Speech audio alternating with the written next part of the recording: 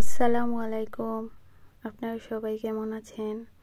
আশা করছি ভালো আছেন। আমিও আল্লাহর রহমতে ভালো আছি। কাছে অথবা দূরে যে যেখান থেকেই আমার ভিডিওটা দেখছেন, প্লিজ সবাই সাপোর্ট করে পাশে থাকবেন আর আমাকে জানাবেন কে কোথা থেকে ভিডিওটা দেখছেন। আমি আজকে আপনাদের সাথে শেয়ার করতে চলে আসলাম চাপিলা মাছের রেসিপি। প্রথমে চুলায় একটি কড়াই দিয়ে তাতে পরিমাণ মতো তেল দিয়ে দিলাম। তেলটা গরম হয়ে আসলে আমি এখানে বাটা রসুন দিয়ে দিয়েছি। রসুন দিয়ে কিছু সময় আমি এটাকে নাড়াচাড়া করব। তারপর আমি এখানে পেঁয়াজ বাটায় অ্যাড করে দিলাম। পেঁয়াজ দিয়ে পেঁয়াজটাও ভালোভাবে মিশিয়ে নিচ্ছি নাড়াচাড়ার মাধ্যমে। মিশানো হয়ে গেলে আমি এখানে একটু সরিষা বাটা দিয়ে দিলাম সরিষা বাটা। মশলাটা ভালোভাবে কষিয়ে নিতে হবে, তাই আমি নাড়াচাড়া করছি। আর এখানে লবণ অ্যাড করে দিলাম। ভালোভাবে মশলাটা কষানোর জন্য কিছুক্ষণ ধরে নাড়াচাড়া করতে হবে। এরপর আমি এখানে গুঁড়া মশলা অ্যাড করব। আমি এখানে হলুদ গুঁড়া, মরিচ গুঁড়া আর সামান্য ধনিয়া গুঁড়া দিয়ে দিয়েছি। মশলাটা দেওয়ার পর মশলাটা ভালোভাবে নেড়ে চেড়ে একটু পানি অ্যাড করে নেব।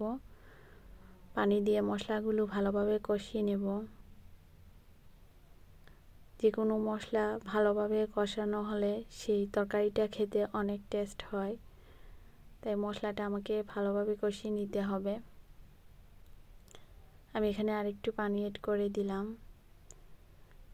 দেওয়ার পর আরেকটু নাড়াচাড়া করছি।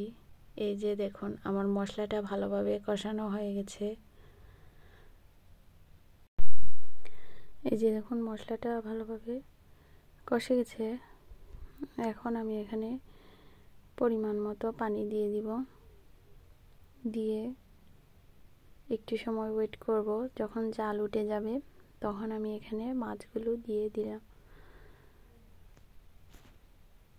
মাছ দেওয়ার পর মাছটা মশলার সাথে ভালোভাবে মিশানো লাগবে।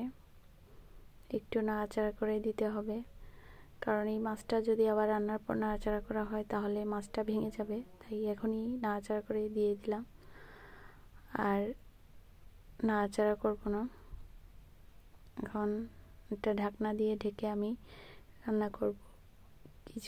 কিছুক্ষণ পর আমি ঢাকনা উঠায় দেখব এটা রান্না হয়ে গেছে কি না, বা মাছগুলো ভালোভাবে কষে গেছে কি না। দেখলাম যে আমার মাছগুলো হয়ে গেছে, আর একটু পানি অ্যাড করা লাগবে, তাই আমি এখানে অল্প পরিমাণে পানি অ্যাড করে দিয়ে দিলাম। পানিটা দিয়ে আমি আবার ঢাকনা দিয়ে ঢেকে আরও কিছুক্ষণ রান্না করব। আর এই দেখুন আমার রান্না কমপ্লিট হয়ে গেছে। এখন আমি এখানে ধনেপাতা আর কাঁচামরিচ দিয়ে দিব।